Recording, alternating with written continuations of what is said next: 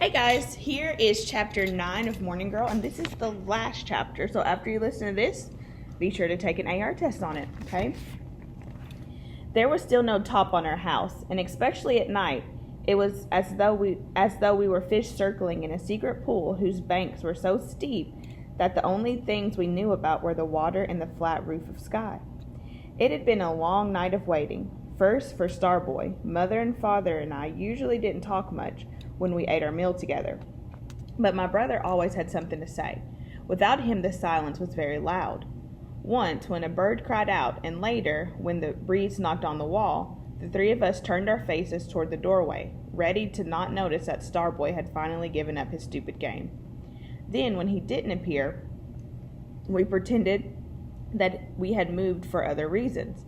Father lit a smudge fire to keep away the insects. Mother shifted to her knees and checked that there was water in her drinking bowl. I scratched my head. After the sky disappeared, I thanked Mother and Father for my food and went outside, as I always did before sleep. This time, however, I did not walk into the bushes. Instead, I followed the voice of the waves to the beach, where, of course, Starboy was waiting to be found. I told him that we were worried about him, but he was stubborn and refused to listen. I thought I might remind him of the stories told to small children about the giant starfish who creeps ashore at night, but since I had to go back on the path alone, I decided not to bring up such tales. At home, the circle of embers burned red in the center of the room. Mother and Father quickly looked behind me when I appeared at the door, and I saw the disappointment in their faces. "Well, I found him," I announced. "Is he with Red Feathers?" Father asked, his frown anxious to be sent away. Before I could say no, Mother interrupted. "You know Red Feathers is staying at his uncle's," she said in a voice that meant more than words. I watched Father remember the news that I swam too far had shared, along with some of his catch when he visited earlier this evening. Nobody had to talk about what everybody already knew, that Red Feather's mother and father were arguing with each other again. "Did Starboy tell you how late he would be?" Father wanted to know. "Did you say we had saved food for him?" "Probably his stomach is still full from yesterday," I spoke before I could stop myself, and Father bit his lip. But I was about to reply when Mother picked up her bowl and poured water around the edges of the coals. "Sleep now," she said through the smoke. Her voice was not exactly angry at me, but it was not proud of me either. More waiting, more listening, more wondering, as we each lay awake, our thoughts woven together. Starboy filled the house by not being inside it, just as I thought he had hoped to do. After a long time of quiet, Mother moved softly past me, slipped outside. Afterward, Father turned where he lay, and now we began to wait for her too. There was no hope of sleep. I would almost doze off when I'd hear Father stretch, swing slowly to his feet, and make his way to the doorway. I imagined him looking into the night, listening for the beat of Mother and Starboy's feet on the path, straining for the carry of their voices on the breeze. He'd remained that way so long that my mind would finally begin to drift. My eyelids would get heavier, the mat beneath me would become more comfortable, the dance of my ideas would sway, and then Father would clear his throat or mumble to himself or bump my leg as he returned to sit in his hammock, and I would be completely alert. At last, just when the sky was turning gray with morning, usually my favorite time, I sank into a heavy sleep. The next moment I heard real footsteps, and through the slit of my eyes I watched Mother enter. She carried Starboy like a baby in her arms, sang him a thin song into his ear, and gently settled down onto his sleeping mat. He was so tired he hardly moved. Father leaned over and stretched out one arm to touch my brother's head, then my mother's hand. "The bugs have bitten you," he whispered. "Not badly," she said. Still let him draw near to her into his hammock, and I heard them talk softly to each other, heard Father laughing at something Mother told him. It would be a late morning for everyone, except me. I stepped over my mat very carefully and left the house. I set my feet into the hard, packed places, turned sideways to avoid the leaves of plants, ducked beneath the low branches. For my quick dream, I chose the idea of water, maybe because I was thirsty, maybe because the day was already hot, and that the thought of waves on my skin made me feel better. Maybe because the sea promised me a story. Smoke was not yet rising from the cook fires, so I knew it was early. No wonder the sea called. It must be lonely, a feeling I could understand. Today, I was in no one's good thoughts. Starboy was unhappy with me, and now Mother and Father were too, for their own reasons.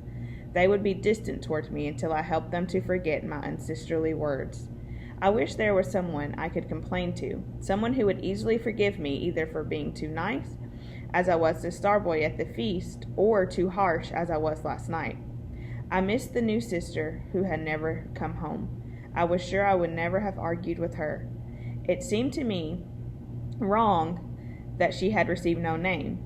Grandmother said that we didn't know her, that we hadn't known her well enough, and yet I did know her.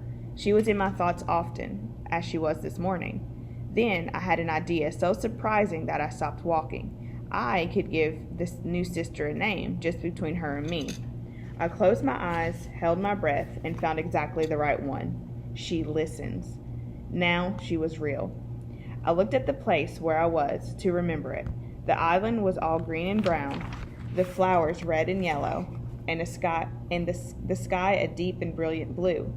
At my feet, the tip of something white stuck from the sand. I stood up, dug with my fingers, and pried out a small, empty conch. Washed it so gently by the sea that not a single chip was missing, just the way Starboy insisted for the shells he liked to keep. My gift would be the start of his new collection, replacing what the storm had borrowed. Things would be the way they had been, only better. I put the shell into a bowl of dried seaweed, where I could find it later, and ran into the water. Dawn made a glare on the ocean, so I splashed through the shallow surf and dived without looking. I felt the hair lift from around my head, felt a school of tiny fish glide against my legs as I swam underwater. Then, far in the distance, I heard an unfamiliar and frightening sound. It was like the panting of some giant animal, a steady, slow rhythm, dangerous and hungry, and it was coming closer. I forgot I was still breathing beneath the surface until I needed air. But when I broke into the sunlight, the water sparkling all around me, the noise turned out to be nothing, only a canoe. The breathing was the dips of many paddles. It was only people coming to visit, and since I could see they hadn't painted themselves to appear fierce, they must be friendly or lost. I swam closer to get a better look and had to stop myself from laughing. The strangers had wrapped every part of their bodies with colorful leaves and cotton. Some had decorated their faces with fur and wore shiny rocks on their head. Compared to us, they were very round. Their canoe was short and square, and in spite of all their dipping and pulling, it moved so slowly. What a backward, distant island they must have come from. But really, to laugh at guests, no matter how odd, would be impolite, especially since I was the first to meet them. If I was foolish, they would think they had arrived at a foolish place. I won't make a mistake, I told She Listens. I won't be too good, and I won't be too much, because I might choose the wrong words. I kicked toward the canoe and called out the simplest thing. Hello?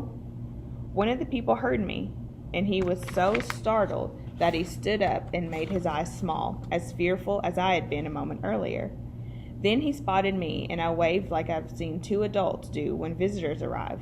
My fingers spread to show that my hand was empty. The man stared at me as though he'd never seen a girl before, then shouted something to his relatives. They all stopped paddling and looked in my directions. Hello? I tried again. Welcome to my home. My name is Morning Girl. My mother is She Wins the Race. My father is Speaks to Birds. My brother is Starboy. We will feed you and introduce you to everyone. All the fat people in the canoe began pointing at me and talking at once. In their excitement, they almost turned themselves over, and I allowed my body to sink beneath the waves for a moment in order to hide my smile. One must always treat guests with respect, I reminded She Listens, even when they are brainless as gulls. When I came up to where they were still watching, the way babies do, wide-eyed and their mouths uncovered, they had much to learn about how to behave. Bring your canoe to the beach, I shouted, saying each word slowly that they might understand and calm themselves. I will go to the village and bring back Mother and Father for you to talk to. Finally, one of them spoke to me, but I couldn't understand anything he said. Maybe he was talking Carib or some other impossible language, but I was sure that we would find a way to get along together. It never took that much time, and acting out your thoughts with your hands could be funny. You had to guess at everything, and you made mistakes, but by midday I was certain we would all be seated in a circle, eating steamed fish and giving each other presents.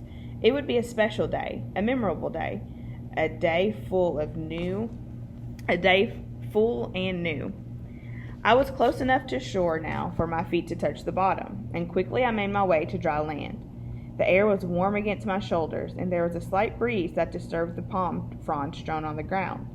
I squeezed my hair, ran my hands over my arms and legs to push off the water, and then stamped on the sand. "Leave your canoe right here," I suggested in my most pleasant voice. "It will not wash away, because the tide is going out. I'll be back soon with the right people." The strangers were drifting in the surf, arguing among themselves, not even paying attention to me any longer.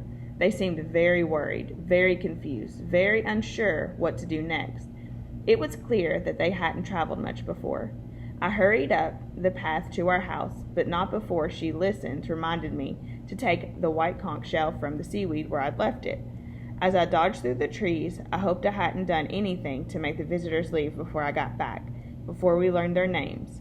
If they were gone, Starboy would claim that they were just a story, just my last dream before daylight. But I didn't think that was true. I knew they were real.